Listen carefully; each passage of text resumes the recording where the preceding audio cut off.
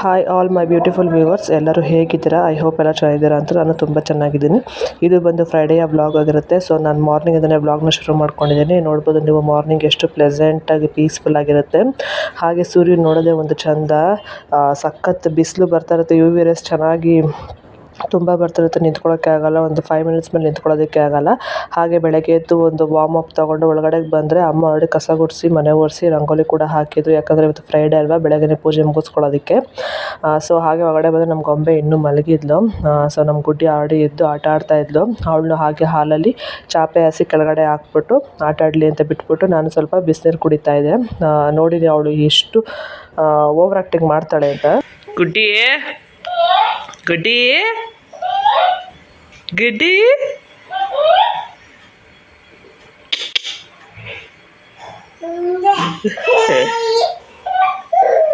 ಬಾ ಬಾ ಎತ್ಕೊಳ್ಳಿ ಅಂತ ಎಷ್ಟು ಅಳೋ ಥರ ಆ್ಯಕ್ಟಿಂಗ್ ಮಾಡ್ತಾಳೆ. ಅಳ್ತಾಳೆ ಎತ್ಕೊಳ್ಳಿ ಅಂತ. ಎತ್ಕೊಂಡು ಓಡಾಡಬೇಕು ಅವಳನ್ನ. ಮಲ್ಕೊಂಡು ಅಂತ ಆಟ ಆಡೋದೇ ಇಲ್ಲ ಅವಳು. ಒಂದು 5 ನಿಮಿಷ ಇಲ್ಲ 10 ನಿಮಿಷ ಹೆಚ್ಚು ಅಷ್ಟು ಅವಳು ಆಟ ಆಡಿದ್ರೆ ಎತ್ಕೊಳ್ಳಿ ಎತ್ಕೊಳ್ಳಿ ಅಂತ ಅಳೋದು, ಕಿರ್ಚೋದು ಇದೆಲ್ಲ ಮಾಡ್ತಾಳೆ. ಸೊ ಹಾಗೆ ನಾನು ಒಂದು ಲೋಟ ಬಿಸಿ ಬಿಸಿ ಕಾಫಿ ಕುಡ್ಕೊಂಡು ಪಾಪಗೆ ಇವತ್ತು ನಾನು ವಿಟಮಿನ್ D3 ಸಿರಪ್ ಹಾಕ್ತಾಯಿದ್ದೀನಿ. ಅಂದರೆ ನಾನು 7 ಮಂತ್ಸಿಂದ ಹಾಕ್ತಾಯಿದ್ದೀನಿ. ಒಂದಿನ ಸ್ಕಿಪ್ ಕೂಡ ಮಾಡಿಲ್ಲ. ಸೊ ಒಳ್ಳೆಯದು ಹಾಕಬೇಕು. ಹಾಕಿ ಆಮೇಲೆ ನಾನು ಬಿಸಿಲಿಗೆ ಸ್ವಲ್ಪ ಹೊತ್ತು ಈಚೆ ಅವಳನ್ನ ಕರ್ಕೊಂಡು ಹೋಗ್ತೀನಿ. ಒಂದು ರೌಂಡ್ ಕರ್ಕೊಂಡು ಹೋಗ್ತೀನಿ. ಅವಳಿಗೂ ಸ್ವಲ್ಪ ಫ್ರೆಶ್ ಏರ್ ಫೀಲ್ ಆಗುತ್ತೆ. ಹಾಗೆ ನಾನು ಹೋದರೆ ಈಚೆಗೆ ಗೊಂಬೆನೂ ಈಚೆಗೆ ಬರ್ತಾಳೆ. ಅವಳು ಸ್ವಲ್ಪ ಹೊತ್ತು ಆಟ ಆಡಿಕೊಂಡು ಹಾಗೆ ಒಳಗಡೆ ಬಂದರೆ ಅಮ್ಮ ಆಲ್ರೆಡಿ ಪೂಜೆ ಎಲ್ಲ ಮುಗಿಸಿ ಟಿಫನಿಗೆ ರೆಡಿ ಮಾಡ್ತಾಯಿದ್ರು. ಸೊ ನಾನು ಗೊಂಬೆಗೆ ಹೇರಿಗೆ ಆಯಿಲ್ ಅಪ್ಲೈ ಮಾಡಿ ಅವಳಿಗೂ ಕೂರಿಸಿದ್ದೆ, ಸ್ನಾನ ಮಾಡಿಸೋಕ್ಕೆ ಕೂರಿಸಿದ್ದೆ. ಇವತ್ತು ಪಾಪಗೆ ನಾನು ಕ್ಯಾರೆಟ್ ಪ್ಯೂರಿ ಮಾಡ್ತಾಯಿದ್ದೀನಿ. ಅಂದರೆ ಇವತ್ತು ಕ್ಯಾರೆಟ್ ಇಂಟ್ರೊಡ್ಯೂಸ್ ಮಾಡೋಣ ಅಂತ. ಇಷ್ಟು ದಿನ ಬರೀ ಪ್ಲೇನ್ ರಾಗಿ ಕೊಡ್ತಿದ್ನಲ್ಲ, ಈಗ ವೆಜಿಟೇಬಲ್ಸು ಮತ್ತು ಫ್ರೂಟ್ಸು ಒಂದೊಂದು ಇಂಟ್ರೊಡ್ಯೂಸ್ ಮಾಡೋಣ ಅಂತ. ಸೊ ಇವತ್ತು ಕ್ಯಾರೆಟ್ ಪ್ಯೂರಿ ಮಾಡಿದ್ದೆ. ಕ್ಯಾರೆಟನ್ನು ಚೆನ್ನಾಗಿ ಬೇಯಿಸ್ಕೊಂಡು ಅದು ಸ್ವಲ್ಪ ನೀರಲ್ಲಿ ಹಾಕ್ಕೊಂಡು ಫೈನ್ ಪೇಸ್ಟ್ ಮಾಡಿಕೊಂಡು ಕ್ಯಾರೆಟ್ ಪ್ಯೂರಿ ರೆಡಿ ಆಗುತ್ತೆ. ಸೊ ಎಲ್ಲ ಮಕ್ಕಳು ತಿಂತಾರೆ ಅಂತ ನಾನು ಅಶ್ಯೂರೆನ್ಸ್ ಕೊಡೋದಿಲ್ಲ. ಯಾಕಂದರೆ ನಮ್ಮ ಗುಡ್ಡಿ ತಿಂತಿದ್ದಾಳೆ ಅನ್ನೋ ಮಾತ್ರಕ್ಕೆ ಎಲ್ಲ ಮಕ್ಕಳು ತಿನ್ನಬೇಕು ಅನ್ನೋದು ನೀವು ಎಕ್ಸ್ಪೆಕ್ಟ್ ಮಾಡಬೇಡಿ. ಕೆಲವೊಂದು ಮಕ್ಕಳು ತಿಂತಾರೆ, ಕೆಲವೊಂದು ಮಕ್ಕಳು ತಿನ್ನೋದಿಲ್ಲ, ಹಠ ಮಾಡ್ತಾರೆ. ಹಾಗಂತ ನಮ್ಮ ಹತ್ರಕ್ಕೆ ಎಲ್ಲ ಮಕ್ಕಳು ತಿನ್ನಲೇಬೇಕು ಅನ್ನೋದೇನಿಲ್ಲ. ಈಗ ನಾವು ನೋಡಿ ನಮ್ಮ ಗುಡ್ಡಿಗೆ ಎಷ್ಟು ಟಾಯ್ಸ್ನೆಲ್ಲ ಆಟ ಆಡಿಸ್ಕೊಂಡು ಹೇಗೆ ಮಾಡ್ಕೊಂಡು ತಿನ್ನಿಸ್ದೆ, ಕೂತ್ಕೊಂಡು ತಿನ್ನಿಸ್ದೆ, ಓಡಾಡ್ಕೊಂಡು ತಿನ್ನಿಸ್ದೆ. ಅವಳಿಗೆ 1 ಅವರ್ ತೊಗೊಂಡಿದ್ದೀನಿ ಅಷ್ಟು ಚಿಕ್ಕ ಬಟ್ಲು ಖಾಲಿ ಮಾಡೋದಕ್ಕೆ. ನಾನು ಅಷ್ಟೊತ್ತಿಗೆ ಆಯಿಲ್ನು ನಾನು ಬಿಸಿ ಮಾಡಿ ರೆಡಿ ಮಾಡಿ ಇಟ್ಕೊಂಡಿದ್ದೆ. ಯಾಕಂದರೆ ಇವತ್ತು ಅವಳಿಗೆ ಆಯಿಲ್ ಮಸಾಜ್ ಇತ್ತು.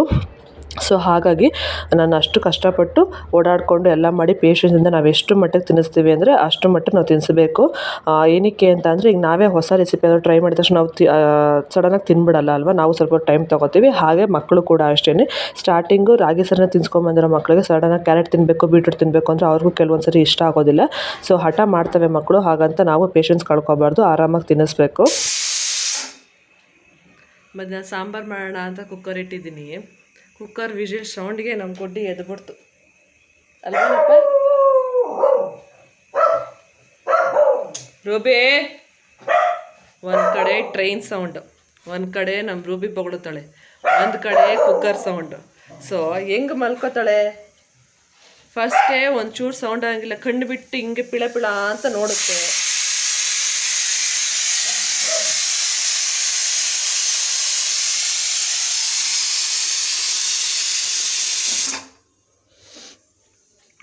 ಅಲ್ವೇನಪ್ಪ.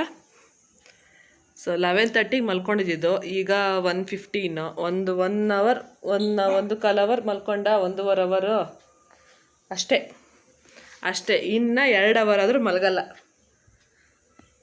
ಅಲ್ವೇನಪ್ಪ. ಯಾರದ್ದು ಮಾಷ ಬೇರೆ ಹಾಕಿದ್ದೀನಿ. ಅಮ್ಮ ಬೇಳೆ ಮತ್ತು ಟೊಮೆಟೊನ ಹಾಕಿದ್ರು.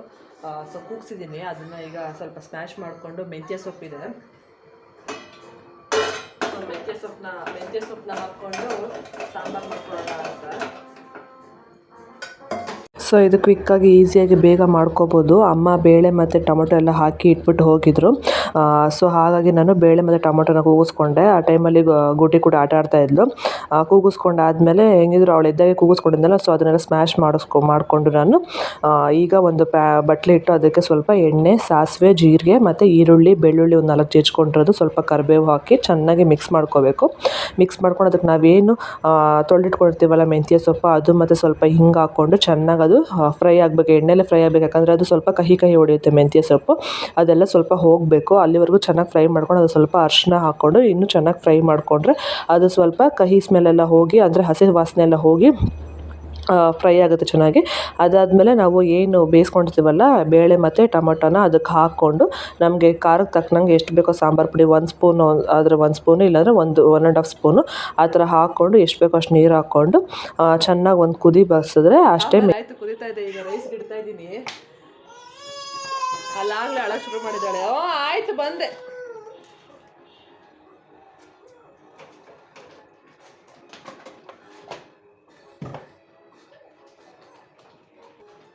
ಸೊ ಪರ್ಫೆಕ್ಟಾಗಿ ಚೆನ್ನಾಗಾಗಿದೆ, ಕ್ವಿಕ್ಕಾಗಿ. ಈಗ ನೋಡಿ ನಂತರ ನನ್ನ ಮಗಳ ಹತ್ರ ಏನು ಮಾಡೋದು, ಬಾ ಇಂಥ ಮಕ್ಕಳ ಹತ್ರ ಏನು ಅಡುಗೆ ಮಾಡೋದು ಅಂತ ನೀವು ಯೋಚನೆ ಮಾಡ್ತಾಯಿದ್ರೆ ಈ ಥರ ಕ್ವಿಕ್ಕಾಗಿ ಆರಾಮಾಗಿ ಟ್ರೈನ್ ಹೋಯ್ತು, ಅದಕ್ಕೆ ಕ್ವಿಕ್ಕಾಗಿ ಆರಾಮಾಗಿ ಈ ಥರ ನೀವು ಆರಾಮ್ಸೆ ಮಾಡ್ಕೋಬೋದು. ಈಗ ನೋಡಿ ಸಾಂಬಾರು ರೆಡಿ ಆಯಿತು, ಕುದೀತಾ ಇದೆ. ಈಗ ರೈಸ್ಗೆ ಇಟ್ಟಿದ್ದೇನೆ. ಸೊ ಅದಾದಮೇಲೆ ಆರಾಮಾಗಿ ಊಟ ಮಾಡ್ಬೋದು. ಸೊ ಅದಾದಮೇಲೆ ನಾನು ಕೂಡ ಊಟನ ಮುಗಿಸ್ಕೊಂಡು ಸ್ವಲ್ಪ ಹೊತ್ತು ಗುಡ್ಡಿ ಜೊತೆ ಆಟಾಡಿಕೊಂಡು, ಯಾಕಂದ್ರೆ ನಾನು ಗುಡ್ಡಿ ಇಬ್ಬರೇ ಇದ್ವಿ ಇವತ್ತು ಮನೇಲಿ. ಸೊ ಹಾಗೆ ಆಟ ಆಡಿಕೊಂಡು ಸ್ವಲ್ಪ ಹೊತ್ತು ಟೈಮ್ ಸ್ಪೆಂಡ್ ಮಾಡ್ಕೊಂಡು ಆಮೇಲೆ ಯಾಕೋ ಟೀ ಕುಡಿಬೇಕು ಅನ್ನಿಸ್ತು. ಸೊ ಟೀನ ನಾನು ಮಾಡಿಕೊಂಡು ಟೀ ಕುಡಿತಾ ಇದ್ದೆ. ಸೊ ಅಷ್ಟರಲ್ಲಿ ಅಮ್ಮನು ಮತ್ತು ಗೊಂಬೆ ಇಬ್ಬರು ಬಂದರು. ಅಮ್ಮ ಎಲ್ಲೋಗಿದ್ರು ಅಂತಂದರೆ ಅವ್ರ ತಂಗಿ ಜೊತೆ ಗರುನಹಳ್ಳಿ ದೇವಸ್ಥಾನಕ್ಕೆ ಹೋಗಿದ್ರು. ಸೊ ಸಡನ್ ಪ್ಲ್ಯಾನು, ಏನು ಹೋಗಬೇಕು ಅಂತ ಫಸ್ಟೇನು ಅಂದ್ಕೊಂಡಿರಲಿಲ್ಲ. ಸೊ ಸಡನ್ನಾಗಿ ಪ್ಲ್ಯಾನ್ ಮಾಡಿಕೊಂಡು ಫ್ರೈಡೇ ಆಗಿತ್ತಲ್ವ, ಸೊ ಹಾಗಾಗಿ ಹೋದರು. ಇದು ನೋಡಿ ಗರುನಹಳ್ಳಿ ಲಕ್ಷ್ಮೀದೇವಿ ಪ್ರಸಾದ. ನಾನು ಒಂದು ಸರಿಗೂ ಹೋಗಿಲ್ಲ, ಹೋಗಬೇಕು ನೋಡೋಣ. ಗುಡ್ಡಿ ಸ್ವಲ್ಪ ದೊಡ್ಡವಳಾಗಲಿ, ಯಾಕಂದರೆ ಈಗ ಎಲ್ಲೋಳನ್ನ ಕರ್ಕೊಂಡು ಹೋಗೋದಕ್ಕಾಗಲ್ಲ, ಸ್ವಲ್ಪ ಚಿಕ್ಕವಳಲ್ವ, ಹಠ ಮಾಡ್ತಾಳೆ. ಸೊ ಹಾಗಾಗಿ ಎಷ್ಟು ಕ್ಯೂಟಾಗಿ ಚೆನ್ನಾಗಿರುತ್ತೆ ಅವರೇ ಹೂವು. ಅದು ನೋಡ್ಕೊಂಡು ಹಾಗೆ ನಮ್ಮ ಗೊಂಬೆ ಕೂಡ ಬಂದು ಡ್ರೆಸ್ ಚೇಂಜ್ ಮಾಡ್ಕೊಂಡು ಆಟ ಆಡ್ತಾಯಿದ್ಲು. ಸೊ ಹಾಗೆ ಅವಳದೊಂದು ವಿಡಿಯೋ ಕ್ಯಾಪ್ಚರ್ ಮಾಡಿಕೊಂಡೆ.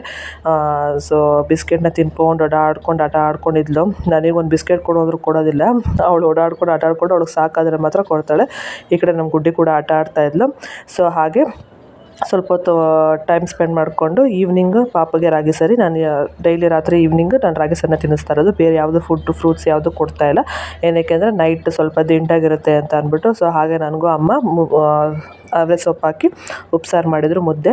ಸೊ ಇದಾಗಿತ್ತು ನನ್ನ ಇವತ್ತಿನ ವ್ಲಾಗ್. ದಯವಿಟ್ಟು ನನ್ನ ವ್ಲಾಗ್ನ ಯಾರೆಲ್ಲ ಹಾಗೆ ನೋಡ್ತಾ ಇದ್ದೀರಾ ಪ್ಲೀಸ್ ಒಂದು ಸಬ್ಸ್ಕ್ರೈಬ್ ಮಾಡ್ಕೊಂಡು ನೋಡಿ. ಹಾಗೆ ಪಕ್ಕದಲ್ಲಿ ಕಾಣೋ ಬೆಲ್ ಐಕನ್ನ ಕ್ಲಿಕ್ ಮಾಡೋದನ್ನ ಮರಿಬೇಡಿ. ಈ ವ್ಲಾಗ್ ನಿಮ್ಗೆ ಇಷ್ಟ ಆದರೆ ಒಂದು ಲೈಕ್ ಮಾಡೋದನ್ನ ಮರಿಬೇಡಿ. ಹಾಗೆ ಯಾರಿಗಾದ್ರೂ ಯೂಸ್ಫುಲ್ ಇದ್ದರೆ ಶೇರ್ ಮಾಡಿ. ಹಾಗೆ ಏನಾದರೂ ಸಜೆಷನ್ಸ್ ಇದ್ದರೆ ಕಮೆಂಟ್ ಮಾಡಿ. Thank you for watching. Take care. Bye.